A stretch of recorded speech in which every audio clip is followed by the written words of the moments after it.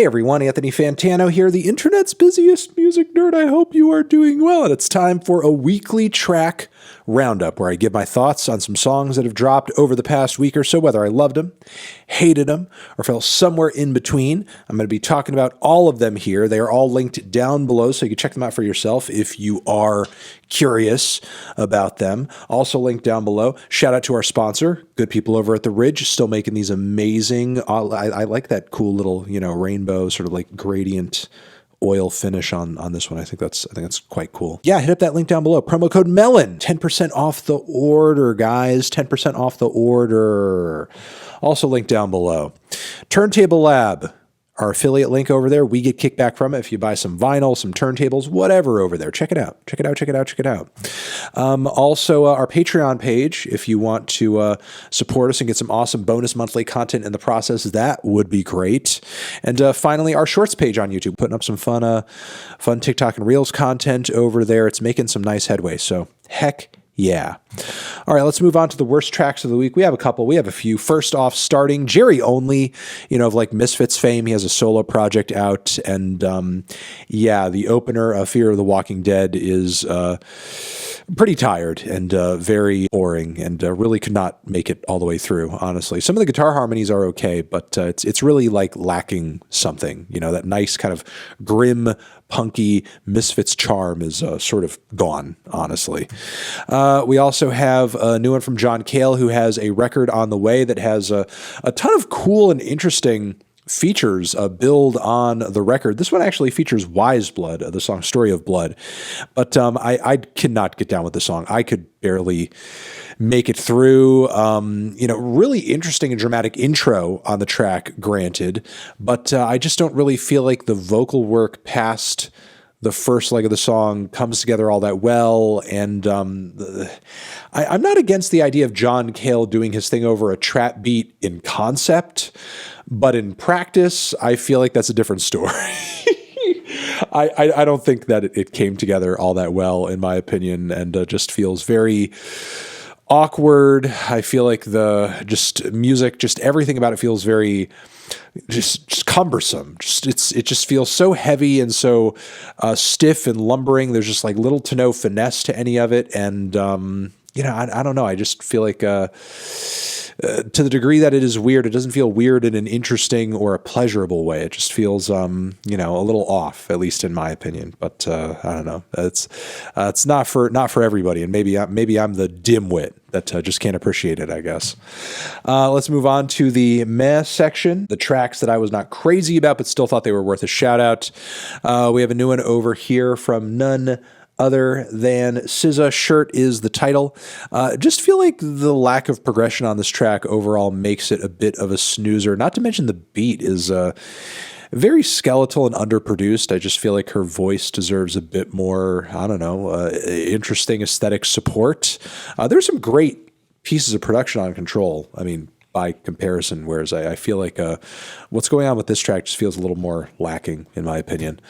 We have a new one from Killer Mike, who can't seem to get out of like a new song in this album cycle that like really truly freaking hits. I think the booming 808s on this very southern hip-hop flavored track start the song off pretty well, but then there's like a beat switch and things kind of lose momentum from there. It's just like a very odd transition that doesn't end up in an interesting finale for the track overall. The structure seems a bit off, in my opinion, even if I am appreciating that Killer Mike is bringing some decent bars to the table here and there.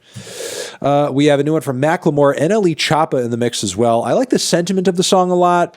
Some of the production is okay, but I feel like Macklemore makes the grave mistake of, presuming that understating what you're saying as much as possible, leads to the song being an emotional experience. And I just don't think that tracks. Honestly, I don't think that tracks. I think it makes it a less emotionally intense experience, frankly.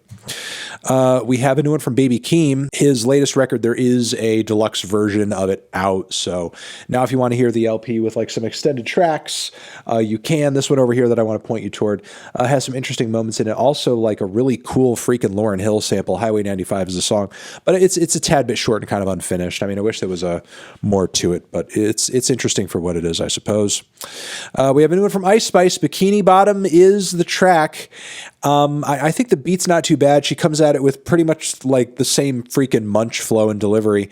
And the most exciting and kind of new factor of the track is honestly like that little slide guitar sample that is playing throughout the song that somebody very aptly compared to that one song in SpongeBob that plays when, like crazy shit is going down. And that tweet went crazy when she previewed a clip of this track, and I feel like that pretty much forced her and her team's hands in terms of like turning the title of the song into a SpongeBob reference. I don't know if they were necessarily going for SpongeBob when they came out with the track and they picked this piece of production. It kind of seems like the internet decided after the fact that it had a SpongeBob vibe, and that we're just going to go with this. That being said, I don't think it's a bad track. I think it's okay. I think it just kind of feels like a sillier, less hard-hitting munch, I suppose. I think Ice Spice is getting a little too much flack, for just kind of being all right. There are lots of rappers that I think are a lot worse than freaking Ice Spice.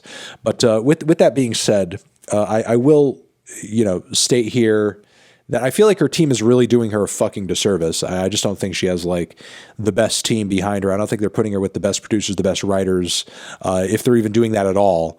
I feel like she's kind of being set up to fail here, unfortunately, and I just hope that doesn't end up being the case.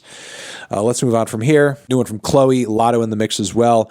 I thought Latto would bring a bit more fire to the table, but yet she did not, in my opinion. And on top of it, I feel like the kind of throwback 2000s R&B, bit of a Beyonce vibe going on with this track. While it's okay, it just doesn't feel like Chloe puts a very interesting spin on it. The vibe is captured, but she's not really kind of turning it into her own thing. It's a bit lacking in that sense. And the song, I just think is merely all right.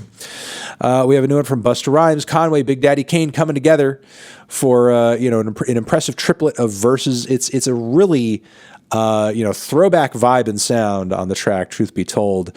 I mean, maybe like a bit too stuck in the past, but it is really cool to kind of hear these three on the same song. And, certainly says a lot about the quality of Conway's work as of late that, these legends are trying to, double up with him. So awesome. Cool. Momentous occasion. Let's move on to the best tracks of the week. We have quite a few of those. They are as follows. Starting with this new one from Y2K Dirt, JPEGMAFIA in the mix as well. This one kicks ass. Peggy sounds amazing over this like really great throwback dance beat. It's killer. It's fantastic. Awesome that these two have come together. We have a new one over here from Ski Mask the Slump God, who of course kills it on this new song, OOGA BOOGA. Cool little, throwback club beat on this track. Almost feels like something from the Bling era, but he kind of redoes it in his own little mutant way, so it seems like kind of weird and freaky. Loving that. Rihanna over here with a song from the upcoming like Black Panther soundtrack. It's really beautiful and elegant. I wish I had a stronger ending and everything, but the vocal work and layers are really good. It's just a really great, epic, beautiful sound and vibe overall. Like the acoustic direction of the song too. But yeah, good move on this one. Really good move. Pretty track. We have a new one from Quadeca on this one, and yes, he's still kind of hanging in this really weird experimental, like alternative singer-songwriter state, where things are sounding like very abstract and very pretty. Tell Me a Joke is the title of the song, and I think Quadeca just kind of puts up another W on the board in terms of like making a transition into this different sound and just coming off really artistic and moving, doing it. So there you go. All right, we have a new one from Kodak Black. I'm not usually coming on here and praising too many Kodak Black songs, honestly, but this new one, 300 Blackout, is a really personal one for him, it seems like, lyrically, and he's kind of going through it on this track. A really passionate delivery and verses. Also, appreciate the Young Thug nod on this track, too.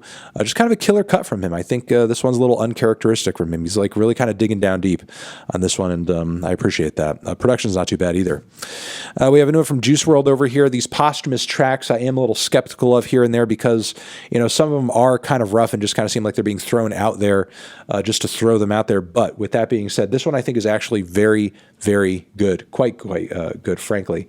In My Head is the title. It's beautiful. It's got those, trademark emo guitars and vocal lines and so on and so forth, and that, classic Juice WRLD flow. It's really good. Respected. It's quite nice.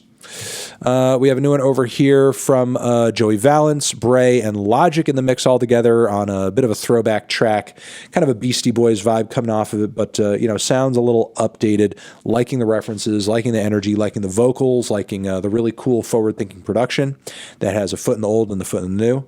Yeah, it's killer, and it's nice of Logic to link up with these boys and do a bit of a crossover and hopefully bring them some shine and some attention. We have a new one from this compilation that is out now, the proceeds of which are, going to, climate relief and climate change stuff. I believe it's coming out through freaking Sub Pop.